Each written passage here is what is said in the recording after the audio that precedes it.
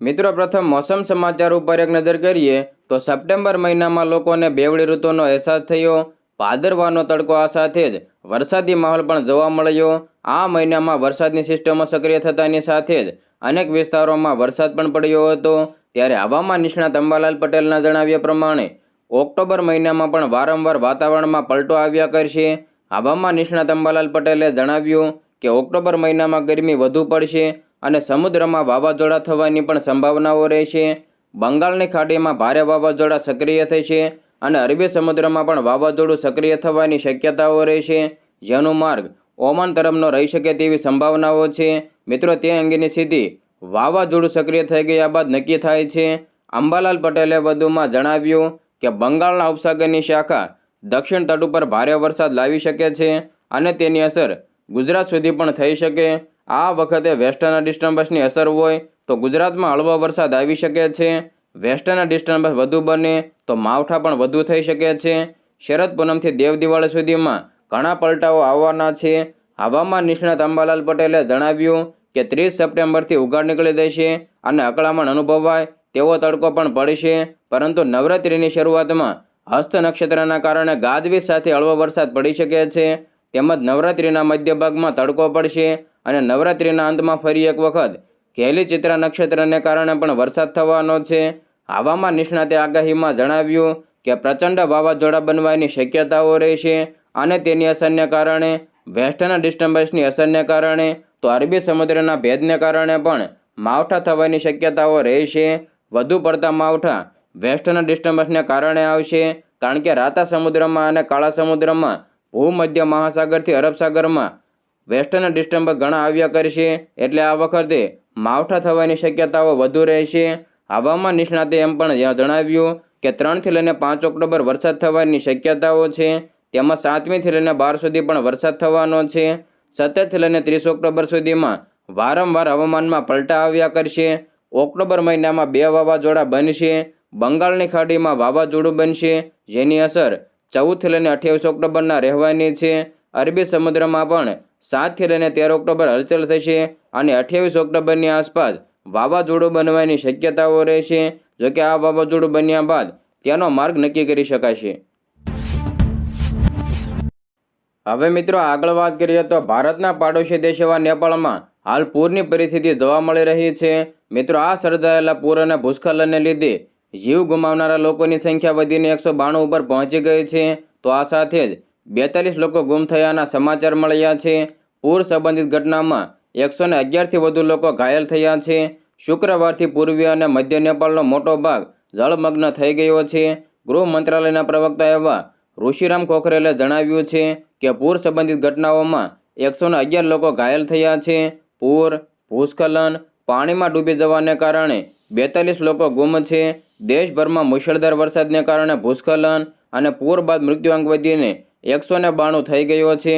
ગૃહ મંત્રાલયના પ્રવક્તા એવા ઋષિરામ તિવારીએ જણાવ્યું હતું કે રાહત કામગીરી માટે હેલિકોપ્ટર અને બોટની સાથે 3000થી વધુ પોલીસ કર્મીઓને તૈનાત કરવામાં આવ્યા છે, એટલે કે સુરક્ષા કર્મીઓને તૈનાત કરવામાં આવ્યા છે।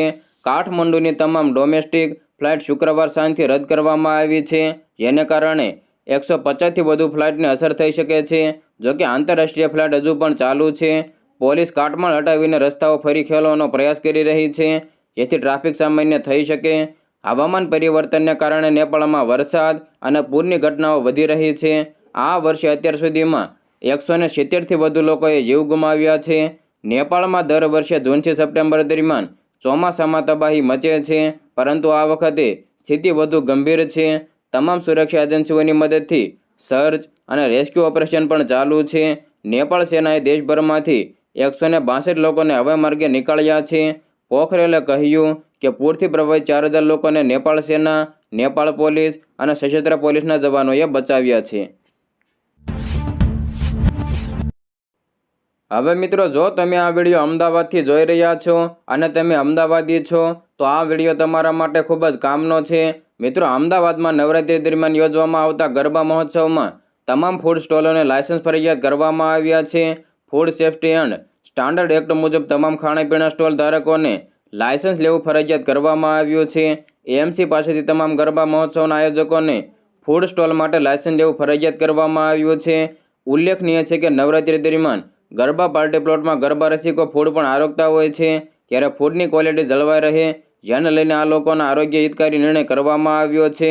નવરાત્રી દરમિયાન એએમસીનું ફૂડ વિભાગ ગરબા પાર્ટી પ્લોટમાં ચેકિંગ કરશે, તો આ સાથોસાથ ફૂડ જો લાયસન્સ નહીં મેળવેલું હોય છે તો કાર્યવાહી પણ કરવામાં આવશે. હેલ્થ એન્ડ સોલિડ વેસ્ટ મેનેજમેન્ટના ચેરમેન જશુભાઈ ઠાકોરે જણાવ્યું કે લોકોને ચોખ્ખો ખોરાક મળી રહે જેને લઈને આ લાયસન્સ પ્રક્રિયાનો નિર્ણય કરવામાં આવ્યો છે. તેમજ જો કંઈ પણ અખાદ્ય પદાર્થ પકડાશે તો કડક કાર્યવાહી પણ કરવામાં આવશે. હવે મિત્રો ખેડૂત સમાચાર ઉપર એક નજર કરીએ તો કેન્દ્ર અને રાજ્ય સરકારો જરૂરિયાત મુજબ લોકો માટે અનેક કલ્યાણકારી યોજનાઓ ચલાવે છે. આ યોજનાઓનો ઉદ્દેશ્ય દેશના દરેક વર્ગના લોકોનું જીવન ધોરણ ઊંચું લાવવાનો છે. આમાંની એક પ્રધાનમંત્રી કિસાન સન્માન નિધિ યોજના છે. અત્યાર સુધીમાં આ યોજનાના 17 હપ્તાના નાણાં ખેડૂતોના ખાતામાં મોકલી દેવામાં આવ્યા છે, જ્યારે 18મા હપ્તાની તારીખ પણ જાહેર કરી દેવામાં આવી છે. આ યોજનાના અંતર્ગત મોદી સરકાર ખેડૂતોએ સહાયના રૂપમાં 6,000 રૂપિયા વાર્ષિક સહાય આપે છે અને સરકાર દ્વારા પીએમ કિસાન નિધિના 18મા હપ્તા માટેની તારીખ પણ જાહેર કરવામાં આવી છે. નવરાત્રી દરમિયાન દેશભરના 9 કરોડ ખેડૂતોના ખાતામાં 2,000 રૂપિયા ટ્રાન્સફર કરવામાં આવશે. ઓક્ટોબરની 5 તારીખને લાભાર્થી ખેડૂતોના ખાતામાં 18 હપ્તાના પૈસા જમા થઈ જશે. તો આ સાથે જ ભારત સરકારે ઘણા પહેલાથી જ બધા ખેડૂતોને જ ઈ-કેવાયસી કરવાનો આદેશ જાહેર કરી દીધો છે, પરંતુ હજુ પણ ઘણા ખેડૂતો એવા છે જેમણે આ પ્રક્રિયાને પૂરી કરી નથી. જો તમે પણ પોતાનું ઈ-કેવાયસી પૂરું કર્યું નથી તો પછી તમારો હપ્તો અટકી શકે છે, એટલા માટે બને તેટલું જલ્દી તેને પૂરું કરી લો. આ સિવાય જો તમે પણ પીએમ કિસાન સન્માન નિધિ યોજનાના હપ્તા વિશે તપાસવા માંગતા હો તો તમે પીએમ કિસાન એટલે કે pmkisan.government.in ની ઓફિશિયલ વેબસાઇટ ઉપર જઈને તમારું એકાઉન્ટ ચેક કરી શકો છો. હવે મિત્રો આગળ વાત કરીએ તો નવરાત્રીમાં છોકરીઓની છેડતીની ઘટનાઓને રોકવા માટે આ વખતે સુરત પોલીસે નવતર અભિગમ હાથ ધર્યો છે. નવરાત્રી દરમિયાન છોકરીઓની છેડતીની ઘટના રોકવા માટે મહિલા પોલીસની ટીમ ટ્રેડિશનલ વસ્ત્રોમાં ગરબા સ્થળો પર તૈનાત રહેશે, એટલે કે તેમને જોઈને કોઈપણને એવું વાતનો ખ્યાલ નહીં આવે કે તે મહિલા પોલીસમાં છે. આ રીતે તેઓ વધુ સારી રીતે છેડતી કરનારાઓને પકડીને પાઠ ભણાવી શકશે. નવરાત્રીમાં મહિલાઓની સુરક્ષા માટે સુરત પોલીસે અગાઉથી જ ખાસ સંદેશો આપ્યો છે, જેના ઉપર એક નજર કરીએ. મિત્રો, સુરત પોલીસ દ્વારા મહિલાઓને ખાસ સંદેશો આપવામાં આવ્યો છે, જેમાં પ્રથમ તમે જ્યાં ગરબા રમવા જવાના હોય એનું એડ્રેસ અને જેમની સાથે ગરબા રમવા જવાના હો એ સાથીદારો, મિત્રોના મોબાઈલ નંબર તમારા પરિવારજનોને આપીને ગરબા રમવા જજો. ગરબા રમવા જાવ ત્યારે આપના મોબાઈલ ફોનના સેટિંગમાં ગૂગલ લોકેશન ફીચર હંમેશા ઓન મોડ ઉપર રાખજો. અજાણે અથવા ટૂંકા પરિચયવાળા વ્યક્તિઓ દ્વારા ઓફર કરાયેલા પીવાના પીણા, કોલ્ડ ડ્રિંક્સ કે ખાદ્ય પદાર્થ ખાશો નહીં. અજાણી કે અપરિચિત વ્યક્તિઓ સાથે સોશિયલ મીડિયા પર વ્યક્તિગત બાબતો, ફોટોગ્રાફ્સ કે વિડીયો શેર ન કરશો. સોશિયલ નેટવર્કિંગ સાઇટ દ્વારા મળેલી વ્યક્તિઓની સાથે મુલાકાત કરતી વખતે યોગ્ય સતર્કતા દાખવજો. ગરબા રમવા જાવ ત્યારે પરિચિત ગ્રુપમાં જ રહેજો. અજાણી વ્યક્તિ પાસે લિફ્ટ લેવાનું કે એમને લિફ્ટ આપવાનું પણ ટાળજો.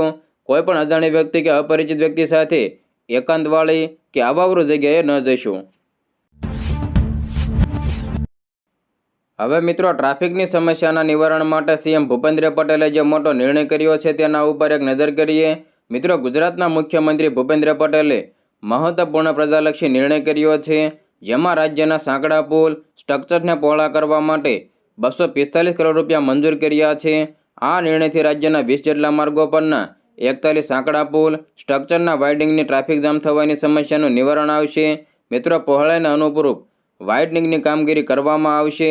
ગુજરાતમાં ઘણા રોડ રસ્તા સાંકડા છે, જેને લઈને ટ્રાફિકની સમસ્યા રહેતી હોય છે.